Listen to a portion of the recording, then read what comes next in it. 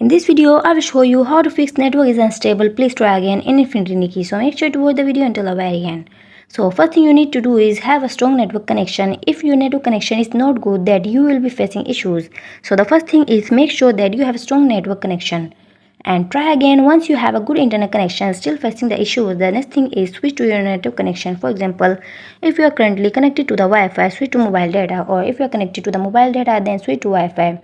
These are the next thing you need to do is facing the issues, then switch to your network connection, then try again. Next method is turn on or off the flight mode. So turn on the flight mode for some time like 10 to 15 seconds, and then once you turn on the light mode, then turn off the flight mode again.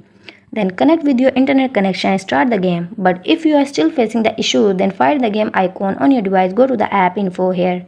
In the app info, go to the storage. And in the storage, you need to clear cache. So only clear the cache, don't clear the data. Otherwise, you will be able to losing all your progress. But if you link your account, then you can also clear the data as well. But firstly, only clear the cache, then go to the data storage, and in here data storage, you need to turn on the option to make sure that there is no option that turn off the app.